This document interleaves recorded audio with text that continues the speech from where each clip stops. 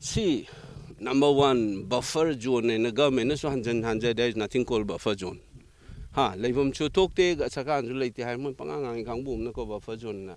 Sige kanal sige suna kan thang ba sai si bawa ko gi government na meter chahum bawa ko. Low ba ya no order piri ne ba pung adu wadu ho wona. Adu ngarang tawri si di suna kan ngicindum thangi ba meter chahum lom de subu na te ba. Kanal sige suna kan da khoi rom gi son thanga sujari ne yang ngai iri asidai se bunker am leise. Ase SSB gi unit am lei di ba ko. Asigi mamang dane ba thoi sa sigi inak nang sumang ani gu mane mi mo sidi aro moi hippi bra kai daw ri de adu nongmei ma khondo tar de chongkhala ga hogala kan ni dana adu tau da bagi pot na khabar di e id khabar da tab ni ko ai officially am ta di lau ge moi de gi ai no ko SP du ngang da gi contact tam no honam ne pau du khang da di spot to khang ne ko jek sa adu ngang thoi ba ma moi gi retaliate to na adai sini hairi ba ching mathak adu di ma kon operation chat po rong ne bu di khudak ta lai ba kangu du ta na ba di kadai chin du no ne si ka na si ko sela ma le pha ba ya si de gi university dum ta na ba ho yo ba da wa ne ba lo ai te unfortunately ko si luri di ne ko si ge ma su le luri ba poti Irang si som lai hella ga khoi gi to khai de ga Leiriba Manipur gi fibam se ma si som chatha da le hening ba kangbu sing na sarkar na torok pa da su athing kai pi ba ko any initiative by the government of India to restore peace hai ta re ko madu de chak chak thil ga thugai ra ga ko to disrupt that peace and maintain the status quo tor ga vested political interest lai ba kangmun and there are some vested political interests who are trying to disrupt any move to restore peace and normalcy. And one should know who are these people. And that's why I'm saying that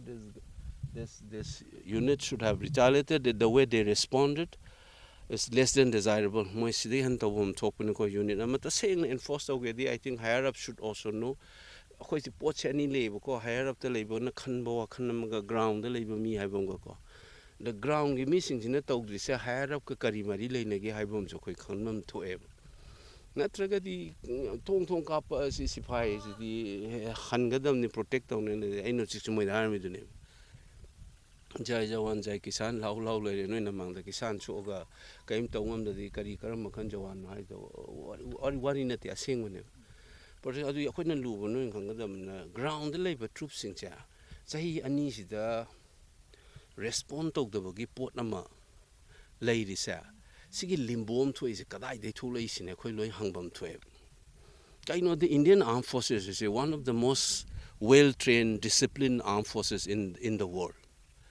When things happen in front of them, if they don't respond, then there is something systemic about it. And that's why the labor sifai mani the taina ra yaro Chahi ani mukta tholai se khoi na nangai mathak te order phang de ji mamang da leramba in hek pan bado CRPC nam le rami dana ko 131 section nang ma gi operation command manung de any tholak pa sa DC permission ngai de ma ek to wi ai chinang an ha de CRPC le hujing na BNS ko 164 kan oi ni da sigi posin tak pa di the standing order is already there in the form of a law. It was CRPC, now it is BNS. Adu the authorized or related whenever. Company commander kang di magi command unit sina magi operational command makhalak pa law and order public order thugarak pa life and property threaten tok matam da. Respond to hai whenever. Chahi ani sa adu akhoi hungry ba si se. So two questions sigi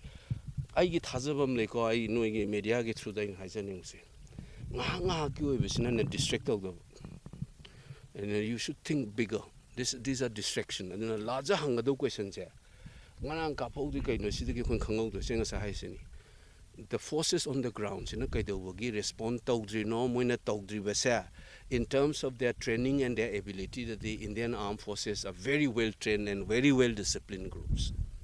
Moina respond to this systemic potnam yauraba mathaka haibama koi se masi hangbam to ever koina natra. Azu ngasing nang thokuna tepse sahi ani thokpa dei tawra ine. And the Sugumba Pocha, when I'm talking hanga ki incident of Tropa, the Suma say, a koibu, my tiva pinning, but koibu namta in a distraction technique. ꯑꯩꯈꯣꯏꯒꯤ martial art ꯁꯥꯟꯅꯕꯗꯨꯁꯨ ꯗꯣꯁꯀꯤ ꯀꯥꯏꯅ ꯂꯩꯗꯅ ꯀꯥꯎꯒꯦ ꯇꯧꯁꯟꯅꯔꯝꯃꯒ ꯀꯥꯎꯗꯕꯗ ꯑꯃꯅ ꯀꯥꯎꯁꯜꯂꯛꯄꯗꯣ ꯑꯗꯨꯃꯥꯏꯅ distraction ꯑꯣꯏꯅ ꯎꯍꯜꯂꯣꯏꯗꯕꯅꯦꯕ we help to be very clear ꯋꯥꯏ ꯑꯁꯨꯛ ꯆꯥꯎꯈ꯭ꯔꯕ ꯑꯥꯔꯝ ꯐꯣꯔꯁꯦꯁ ꯃꯌꯥꯝꯁꯤꯅ ꯒ꯭ꯔꯥꯎꯟꯗ ꯑꯦꯛ ꯇꯧꯗ꯭ꯔꯤꯁꯤ ꯀꯔꯤꯒꯤꯅꯣ ꯁꯤ ꯏꯆꯝ ꯆꯝꯕ ꯋꯥꯅꯦꯕ ꯁꯤ ꯂꯩꯁꯦ ꯑꯗꯨ ꯌꯦꯡꯒꯦꯅ ꯂꯥꯛꯄ꯭ꯔꯥ ꯐꯤꯂꯝꯁꯤꯗꯩꯁꯤꯗ ꯑꯗꯨꯒꯨꯝꯕ ꯄꯣꯏꯟꯠ ꯃꯌꯥꯝꯗꯨꯅ ꯃꯔꯝ ꯑꯣꯏꯔꯀꯥꯟꯗ ꯑꯩꯈꯣꯏꯒꯤ ꯂꯥꯟꯁꯤ ꯀꯔꯝꯕ ꯑꯩꯈꯣꯏꯒꯤ ꯋꯥ ꯍꯥꯏꯇꯥꯔꯦ ꯂꯣꯏꯁꯤꯟꯒꯤ ꯐꯤꯂꯝꯁꯤ ꯋꯥꯔ ꯍꯥꯏꯁꯦ ꯑꯩꯈꯣꯏꯅ ꯂꯥꯟ ꯍꯥꯏ ꯀꯥꯟꯗꯅꯦ ꯇꯦꯛꯅꯤꯀꯦꯜ ꯇꯥꯔꯝꯗ ꯍꯥꯏꯗꯤ ꯏꯠ ꯏꯁ ꯑ ꯁꯤꯚꯤꯜ ꯋꯥꯔ ꯂꯥꯏꯛ ꯍꯥꯏꯁꯦ ꯁ꯭ꯇꯦꯠꯁꯤ ꯐꯦꯜ ꯑꯣꯏꯔꯛꯏꯅꯦꯕ ꯄꯨꯂꯤꯁ ꯀꯣꯔꯠ ꯑꯗꯒꯤ ꯑꯥꯔꯃꯤ ꯂꯩꯁꯦ ꯃꯤꯌꯥꯝ ꯃꯤꯆꯝꯒꯤ ꯄ꯭ꯔꯣꯄꯔꯇꯤꯒ ꯂꯥꯏꯐꯀ ꯉꯥꯛꯅꯅꯕ ꯂꯩꯅꯦꯕ ꯔꯨꯜ ꯑꯣꯐ ꯂꯣ ꯂꯩꯔꯤꯅꯦ ꯑꯩꯈꯣꯏ ꯃꯅꯤꯄꯨꯔꯗꯗꯤ ꯁꯤ ꯄꯨꯔꯥ ꯀꯥꯏꯔꯦꯕ ꯑꯩꯈꯣꯏꯅ ꯋꯥꯔ ꯍꯥꯏꯕꯗꯅ ꯗꯤꯁꯇ꯭ꯔꯦꯛꯁꯟ ꯇꯧꯗꯅ ꯀꯝꯃ꯭ꯌꯨꯅꯤꯇꯤ ꯑꯗꯨ ꯑꯗꯥꯅ ꯆꯩꯅ ꯂꯩꯁꯦ ꯑꯩꯁꯦ ꯗꯤꯁꯇ꯭ꯔꯦꯛꯁꯟ ꯑꯩꯒꯤ ꯑꯣꯏꯅꯗꯤꯅꯦꯀꯣ ꯁꯤꯁꯇꯦꯝ ꯀꯅꯥꯅꯣꯃ ꯏꯟꯗꯤꯌꯟ ꯁ꯭ꯇꯦꯠ ꯑꯁꯨꯛ ꯆꯥꯎꯈ꯭ꯔꯕꯅ ꯁꯨꯃꯥꯏꯅ ꯔꯦꯁꯄꯣꯟ ꯇꯧ ꯉꯝꯗꯅ ꯀꯥꯡꯈꯣꯡ ꯆꯥꯏꯍꯜꯂꯒ ꯍꯦꯛ ꯍꯧꯕꯗꯩꯅꯤ ꯍꯧꯖꯤꯛ ꯋꯥꯔꯤ ꯁꯥꯕ ꯍꯧꯒꯠꯅꯔꯛꯏꯁꯤꯅꯤ ꯀꯩꯅꯣꯒꯤ ꯄꯣꯂꯤꯇꯤꯀꯦꯜ ꯗꯥꯏꯃꯦꯟꯁꯟ ꯑꯃ ꯌꯥꯎꯔꯤꯕ ꯁꯣꯝ ꯅꯥꯀꯟꯗ ꯑꯩꯈꯣꯏꯅ ꯀꯝꯃ꯭ꯌꯨꯅꯤꯇꯤ ꯎꯟꯈꯠꯅꯔꯤꯉꯩꯗꯀꯣ ꯑꯗꯨꯅ ꯗꯤꯁꯇ꯭ꯔꯦꯛ ꯇꯧꯍꯟꯗꯕ ꯑꯗꯨꯒ ꯃꯤꯌꯥꯝꯅꯁꯨ ꯁꯤ ꯍꯥꯏꯕꯤꯌꯣꯕ ꯁꯤ ꯑꯣꯐꯤꯁꯦꯜꯁꯤꯡꯗ ꯁꯤ ꯑꯦꯛ ꯇꯧꯗ꯭ꯔꯤꯁꯦ ꯀꯩꯅꯣ ꯑꯦꯛꯁꯟ ꯂꯧꯋꯦꯅ ꯑꯦꯛꯁꯟ ꯂꯧ ꯍꯥꯏꯒꯗꯕꯅꯤ ꯃꯣꯏꯗ ꯑꯗꯣ ꯁꯦꯝ ꯌꯨꯅꯤꯠꯇ ꯁꯨꯃꯥꯏꯅ ꯁꯨꯠꯂꯥꯎ ꯂꯣꯏꯁꯤꯟꯒꯗꯤ ꯌꯥꯗꯦꯕ ꯅꯣꯏ ꯑꯦꯛꯁꯟ ꯂꯧꯒꯗ꯭ꯔꯤꯕꯩ ꯃꯔꯝ ꯀꯔꯤꯅꯣ ꯍꯥꯏꯁꯦ ꯑꯩꯈꯣꯏꯅ ꯇꯧꯕ ꯑꯃ ꯆꯪꯉꯤ ꯑꯩꯈꯣꯏꯒꯤ ꯃꯁꯤꯗ ꯂꯣꯀꯦꯜꯒꯤ ꯑꯗꯩꯗ ꯁꯤꯁꯇꯦꯃꯤꯛ ꯐꯦꯂꯤꯌꯔꯁꯦ ꯃꯁꯤ ꯇꯨꯃꯤꯟꯅ ꯂꯩꯁꯟꯐꯝ ꯊꯣꯛꯇꯦꯕ ꯑꯩꯈꯣꯏꯗ this is not about this or that community it is about right to life with dignity capacity to work under a state rule of law civilized ꯑꯣꯏꯅ ꯂꯩꯕ ꯄꯨꯟꯁꯤꯗꯨꯒꯤ ꯋꯥꯅꯦꯕ ꯑꯦꯅꯤ ꯀꯝꯃ꯭ꯌꯨꯅꯤꯇꯤ ꯑꯣꯏꯁꯅꯨ ꯑꯗꯨ ꯑꯣꯏꯍꯜꯂꯛꯇ꯭ꯔꯤꯁꯦ ꯀꯔꯤꯒꯨꯝꯕ ꯄꯣꯂꯤꯇꯤꯀꯦꯜ ꯒꯦꯝ ꯑꯃ ꯁꯥꯟꯅꯔꯤꯕ ꯃꯗꯨꯒꯤ ꯐꯣꯜꯁꯦ ꯀꯔꯤꯅꯣ ꯃꯗꯨꯒꯤ ꯒꯣꯜꯁꯦ ꯀꯩꯅꯣ ꯀꯥꯏꯁꯦ ꯑꯩꯈꯣꯏ ꯃꯤꯌꯥꯝ ꯍꯪꯐꯝ ꯊꯣꯛꯑꯦꯅ ꯈꯟꯖꯩꯀꯣ ꯑꯗꯨꯒ ꯁꯤꯒꯨꯝꯕ ꯃꯆꯥ ꯃꯆꯥꯁꯤꯡꯁꯤꯁꯨ ꯑꯦꯀꯥꯎꯟꯇꯦꯕꯤꯂꯤꯇꯤ ꯑꯃ ꯐꯣꯔꯁ ꯇꯧꯕ ꯑꯃ ꯆꯪꯉꯦꯕ ꯑꯗꯨꯒꯤ ꯋꯥꯗꯨꯅ ꯑꯩ ꯑꯗꯨꯒꯤ ꯔꯤꯄꯣꯔꯠꯇꯨ ꯂꯧꯒꯦ ꯏꯁꯥꯁꯤꯅ ꯐꯤꯜꯗ ꯎꯔꯀꯥꯟꯗꯗꯤ ꯈꯪꯉꯦꯗꯅꯀꯣ ꯕꯐꯔ ꯖꯣꯟ ꯍꯥꯏ ꯀꯔꯤꯅꯣ ꯁꯤꯗ ꯈꯨꯟ ꯑꯁꯤ ꯂꯩ ꯈꯪꯉꯦ ꯁꯤ ꯑꯩ ꯍꯧꯖꯤꯛ ꯎꯔꯦ ꯁꯤ ꯃꯃꯥꯡ ꯀꯟꯅ ꯏꯔꯥꯡ ꯊꯣꯛꯏꯉꯩꯁꯨ ꯊꯣꯛꯄ ꯅꯠꯇꯦ ꯑꯃꯨꯛ ꯈꯛꯇꯅꯤ ꯀꯩꯅꯣ ꯏꯟꯁꯤꯗꯦꯟ ꯑꯃ ꯊꯣꯛꯈꯤ ꯍꯥꯏꯀꯣ ꯁꯤꯒꯤ ꯁꯣꯟ ꯆꯪꯉ 300ꯁꯨ ꯌꯥꯏ ꯑꯃꯨꯛ ꯍꯥꯏ ꯑꯗꯨꯒ ꯁꯣꯛꯏꯅ ꯁꯣꯟ ꯅꯥꯀꯟ ꯁꯣꯛꯀꯠꯂꯛꯑꯗꯤ ꯐꯠꯇꯦꯗꯅ ꯃꯁꯥ ꯁꯣꯛꯄꯗꯨꯕꯨꯗꯤ ꯉꯁꯥꯏ ꯍꯣꯁꯄꯤꯇꯥꯜ ꯎꯅꯔꯨꯔꯦ ꯃꯉꯣꯟꯗꯕꯨꯁꯨ ꯍꯥꯏꯐꯦꯠ ꯍꯪꯉꯦꯕ ꯀꯃꯥꯏꯅ ꯇꯧꯔꯤꯅꯣꯗ ꯂꯥꯏꯐ ꯑꯦꯇꯦꯝꯅꯤ ꯇꯧꯔꯝꯃꯤꯗꯣ ꯂꯥꯏꯕꯛ ꯐꯕꯒꯤ ꯍꯤꯡꯍꯧꯕꯒꯤ ꯋꯥꯅꯦꯕ